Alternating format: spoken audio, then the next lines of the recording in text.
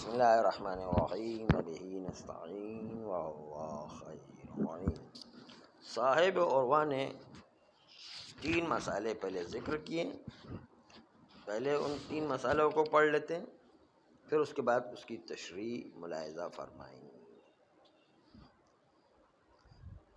اذا کان ہناک اناء لا يعلم انه لزید او لعمر، ایک برتن ہو جس کے بارے میں پتہ نہ ہو کہ زید کا یا عمر کا ہے، والمفروض انه معزون من قبل زید فقط في التصرف في ماله، اور فرض یہ ہے کہ زید کی طرف سے اجازت ہے اس کے مال میں تصرف کرے، صرف اس کی طرف سے اجازت ہے، عامر کی طرف نہیں، عامر کی طرف سے کوئی اجازت نہیں ہے، خالی زید کی طرف سے اجازت ہے، جبکہ برتن زید یا عامر دو میں سے کسی ایک کا ہے، تو لا يجوز له استعماله، تو ایک آدمی کے لیے زید کی اجازت خالی اس برتن کو استعمال کرنے میں جائز نہیں ہے۔ کیوں؟ اس لیے کہ پتہ نہیں، ہو سکتا ہے عامر کا ہو، ہم کسی کے مال میں ایسی تو ہاتھ نہیں لگا سکتے۔ وقضا، اسی طریقے سے اذا علم انه لزید مثلا، پتہ چل جائے کہ برتن زید کا ہے فرض کریں، لیکن لا يعلم انه معزون من قبلہ او من قبل عمر، لیکن پتہ نہیں کہ زید والے برتن میں زید کی طرف سے اجازت آئی ہے یا عمر کی طرف سے اجازت آئی ہے، پتہ نہیں کس کی طرف سے اجازت ہے۔ جب مالک اصل اجازت دے رہا ہے یا غیر مالک اجازت دے رہا ہے، اس میں پتہ نہیں چل رہا ہے کہ کون مالک اجازت دے رہا ہے یا نہیں، تو ایسی صورت میں بھی استعمال نہیں کر سکتے ہیں، دونوں صورتوں میں استعمال نہیں کر سکتے ہیں۔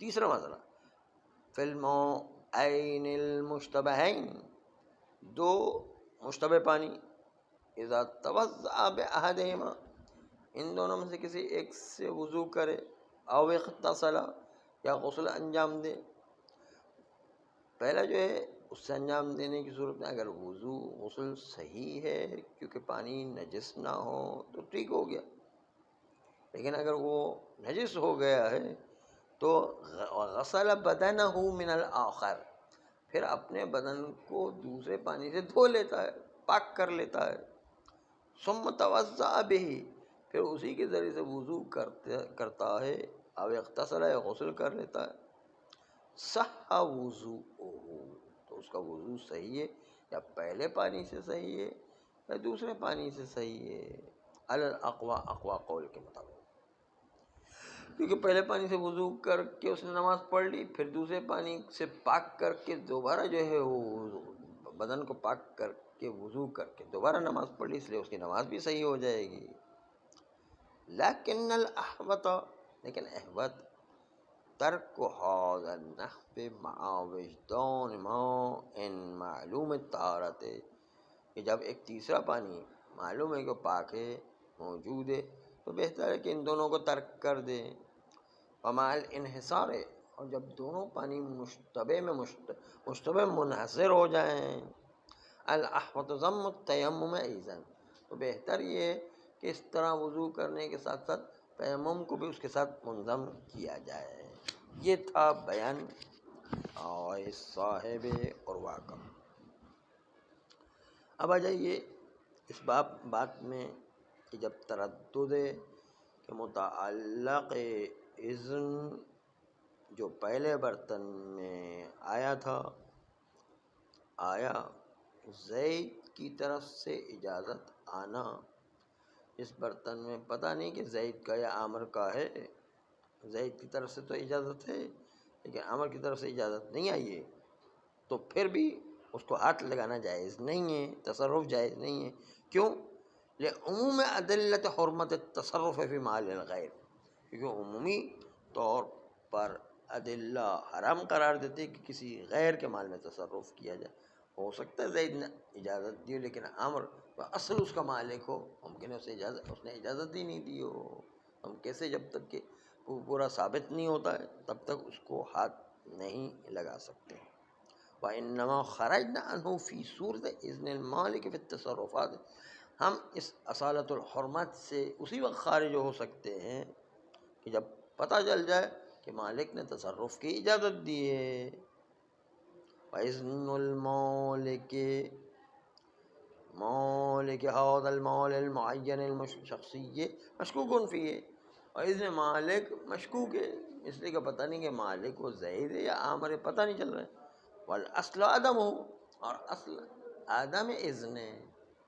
اس بنیاد پر ہمیں اس برتن سے بچنا ہے جس برتن میں زید یا عامر دونوں سے کسی ایک نے اجازت دی ہے. دوسرے کی اجازت جب تک کہ نہ آئے تب تک اس برتن کو ہاتھ نہیں لگا سکتے جس برتن کے بارے میں پتہ نہیں کہ زید کا یا عامر کا ہے.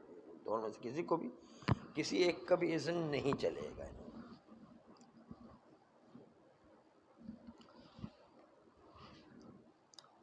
اور اس مطلب کے ساتھ کہ دونوں کا اذن جب تک کہ پتہ نہ چل جائے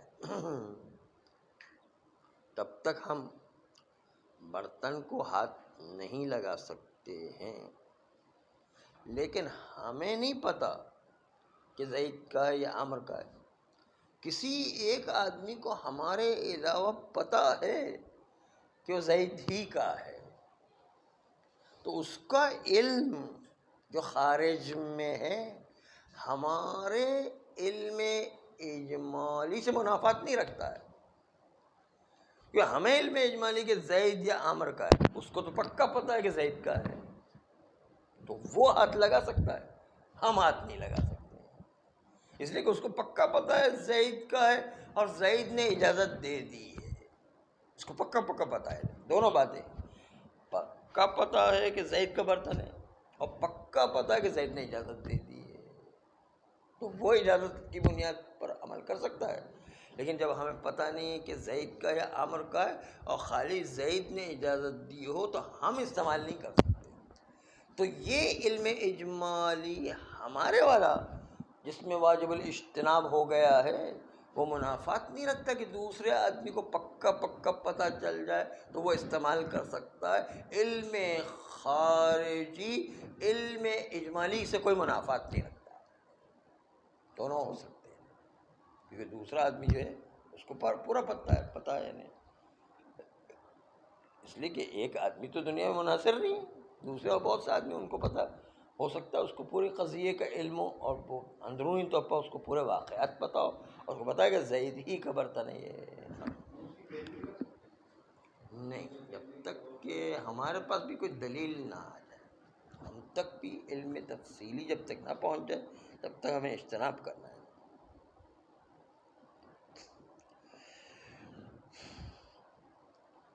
اس لیے کہ اصالت الاحتیاط علم جاری ہونا اس بنیاد پر ہے کہ ہم شک میں ہیں اور ہمارے شک کی بنیاد پر شک کا اثر مترتب ہوگا اور احتیاط جاری کریں گے. اور شک مالک کے اذن میں ہے. مالک بما ہوا مالک کے اذن میں شک ہے. اذن زید بما ہوا زید وہ مشکوک ہے کہ مالک ہے یا مالک نہیں ہے. اس لیے ہماری نسبت سے مالک مشکوک ہے، اس لیے ہمارے وہاں پر اعتبار شک کی وجہ سے شک کا اثر ظاہر ہوگا اور اجتناب کرنا دونوں اس برتن سے اجتناب کرنا واجب ہو جائے گا.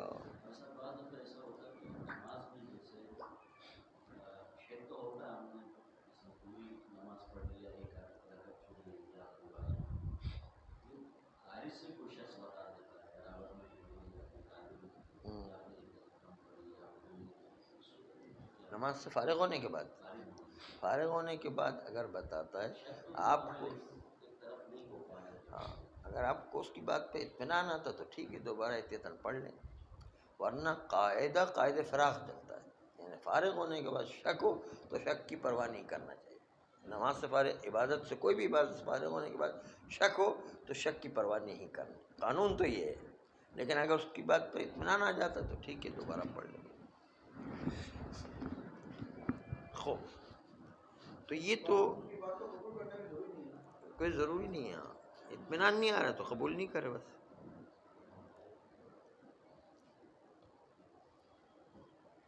کہتے ہیں یہ مثال ہم نے جو پیش کی ہے وہ اسی کی نظیر ہے کہ جب ہم ایک آدمی کو دیکھتے ہیں کہ وہ مر گیا، اور مر جانے کے بعد ہم شک کرتے ہیں کہ وہ زید مرا ہے یا زید زندہ ہے.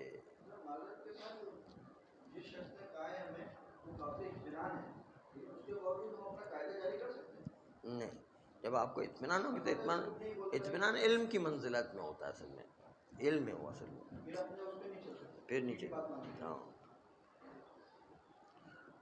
اسی لیے وحید خراسانی فرمایا کرتے تھے کہ اطمینان علم عرفی ہے، یعنی عرف میں اتنا ہی علم آتا ہے عام طور پر، عرف کا فہم چلتا ہے. ہاں، پھر عمل کریں گے، دوبارہ قضا کریں گے. اطمینان ہوگا تو قضا ہو جائے گی، قضا ہو جائے گی. اب ہمیں شک ہوتا ہے ایک آدمی کو مرتا ہوا دیکھ کر کیا زید زندہ ہے یا زید زندہ نہیں ہے. وہی جو مرا ہوا دیکھا تھا، کہیں وہی تو زید نہیں ہے. نہیں تو ہم یہ دیکھتے ہیں کہ کسی کی موت کہ جس کے بارے میں ہم جانتے نہیں ہیں کہ کس کی موت ہوئی ہے،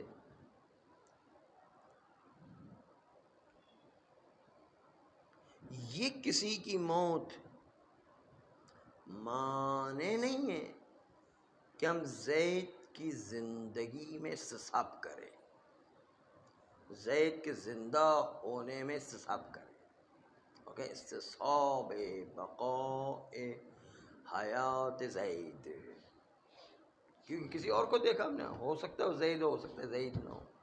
تو استصحاب بقاء حیات زید جاری کریں گے، اور استصحاب جاری کرنے کے نتیجے میں وہ چونکہ مقلد ہے اس لیے اس کی تقلید بھی جائز ہے، اور وہ چونکہ شادی شدہ ہے اس لحاظ سے اس کی زوجہ بھی وہ حرام ہے شادی کرنا اس کے لیے اور دوسروں کے لیے بھی، کیونکہ جو ہے استصحاب حیات زید جاری کیا ہے. تو تمام احکام جو زید پر نازل تھے اب بھی باقی رہیں گے. یہاں پر بھی اسی طریقے سے پتہ نہیں کہ زید کی اجازت یا عمر کی اجازت ہے، بس اس لیے اصل عدم اجازت اب بھی جاری کریں گے اور اس برتن سے اجتناب کریں گے. استصحاب عدم حلیت جاری کریں گے اور اس کی بنیاد پر اس برتن کو ہاتھ نہیں لگا سکتے ہیں. اسی طریقے سے دوسرا مسئلہ بھی کہ زید کا برتن ہے لیکن پتہ نہیں چلتا کہ زید کی طرف سے اجازت آئی ہے یا عمر کی طرف سے اجازت آئی ہے. تو مالک چونکہ پتہ نہیں ہے کہ اس نے اجازت دی ہے یا اجازت نہیں دی ہے، تو مالک اس فرض میں زید ہے، زید کی اجازت ہے یا عمر کی اجازت ہے پتہ نہیں چل رہا ہے. اصل عدم اذن مانا جائے گا اور اس کی بنیاد پر اس شک کی وجہ سے کوئی اثر نہیں رہے گا، اور استصحاب کا بھی کوئی فائدہ نہیں ہے کیونکہ اذن زید کا چلتا ہے اور موقوف ہے اس بات کے اوپر کہ زید نے اجازت دے دی. تو اس کا مطلب یہ ہوا کہ مالک نے اجازت دے دی. یہ اصل مثبت ہے یا نہیں؟ یعنی زید کے ساتھ آپ لازمی قرار دے دی کہ مالک نے اجازت دے دی، یہ اصل مثبت ہے یا نہیں؟ اور اصل مثبت باطل ہونے کی وجہ یہ کہ غلط ہو جاتا بہت سی جگہوں پر. آپ نے کہا زید نے یا عمر نے کسی نے ایک اجازت دی، ہم کہ زید نے اجازت دی وہی مالک ہے، اس کا مطلب تو اصل مثبت ہو گیا نہیں. اس کا مطلب یہ ہے کہ یہی مالک ہے. زید نے اجازت دے دی، اس کا مطلب یہی مالک ہے، یہ اصل مثبت ہے نہیں. اور اس کی بنیاد پر اصل مثبت جو ہے حجت نہیں ہوا کرتا ہے. بس اس بنیاد پر دونوں مورد وہ تھے جس کے اندر اجتناب کرنا لازمی ہے علم اجمالی دائر ہونے کی وجہ سے. اب دو وضو، دو غسل انجام دیے اور دو نمازیں انجام دی منحصر پانی میں، تو پھر بھی احتیاط کر کے یا تو تیمم انجام دیں یا احتیاط کرتے ہوئے دونوں پانی کو چھوڑ کے تیسرے پانی کی طرف جائیں. کہتے ہیں یہ کیوں ہے؟ کہتے ہیں کہ اس میں تو کوئی شک نہیں ہے کہ انسان اجمالی طور پر جب علم رکھتا ہو کہ دو مشتبہین میں سے کوئی ایک مشتبہ نجس ہو گیا ہے، تو وضو سے اس کا نماز کا انجام دینا یقیناً صحیح ہے. لیکن چونکہ امام علیہ السلام نے کہا پھر بھی تیمم کرو، تو اس کی نماز تو صحیح ہے، قانون کے لحاظ سے صحیح ہے، لیکن امام علیہ السلام نے کہا اس لیے احتیاطاً تیمم بھی کر لے تو بہتر ہے.